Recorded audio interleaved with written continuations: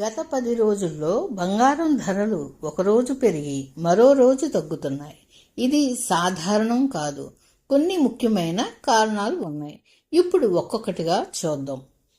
Gold rate భారత్లో నిర్ణయించబడదు. అది ఎక్కువగా ఇంటర్నేషనల్ స్పాట్ ప్రైస్ ఆధారంగా ఉంటుంది.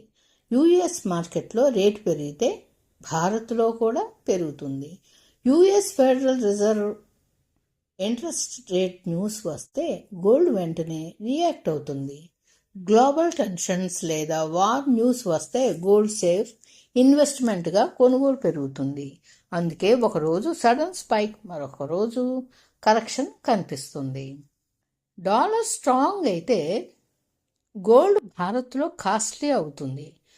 రూపీ వీక్ అయితే గోల్డ్ ధర పెరుగుతుంది. గత 10 రోజుల్లో రూపీ స్లైట్ ప్రెషర్లో ఉంది. అందుకే గ్లోబల్ రేట్ స్టేబుల్ ఉన్నా కూడా లోకల్ రేట్ ఫ్లక్చుయేషన్లో ఉంది. గోల్డ్ ఒక లెవెల్ చేరితే ట్రేడర్స్ లాభాలు తీసుకుంటారు, ప్రాఫిట్ బుకింగ్ అవుతుంది. అప్పుడే రేటు తగ్గుతుంది.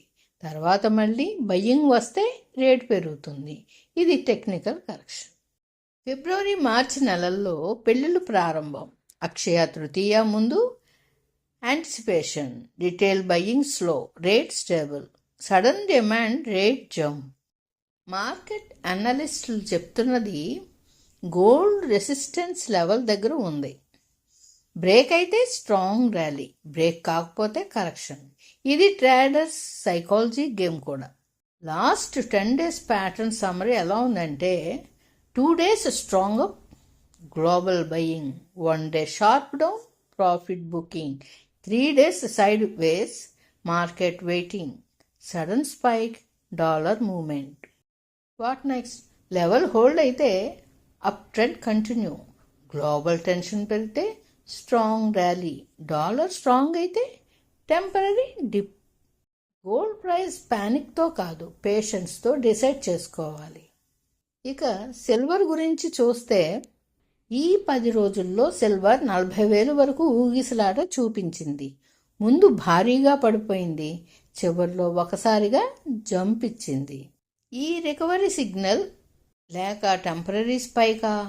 ఈ వీడియో చివరి వరకు చూస్తే క్లారిటీ వస్తుంది. 3 లక్షల నుంచి 2,60,000 వరకు పడిపోయింది. మొత్తం drop 40,000, 13% correction. International silver correction, dollar strength, profit booking, local demand slowdown, ఇవన్నీ పాసిబుల్ రీజన్స్ అవ్వడానికి ఛాన్స్ ఉంటుంది. ఇవి జనరల్ మార్కెట్ లాజిక్స్. ఇది ప్యానిక్ సెల్లింగ్ ఫేస్ కాదు, కంట్రోల్డ్ కరెక్షన్లా కనిపిస్తుంది.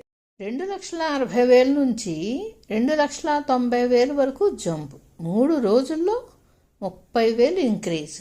Strong buyer entry signal.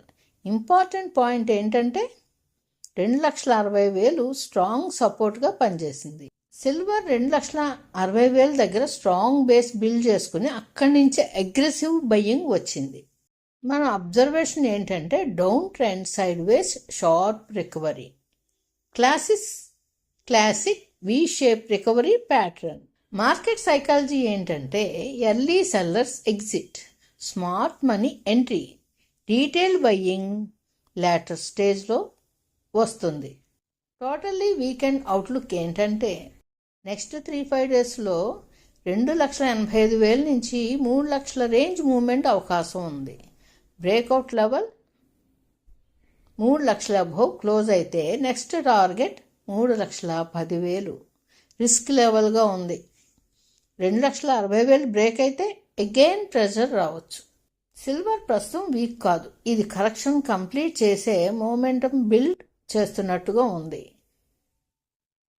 3 lakhs level చాలా కీలకం. ఈ లెవెల్ క్రాస్ అయితే కొత్త ర్యాలీ మొదలవుతుంది.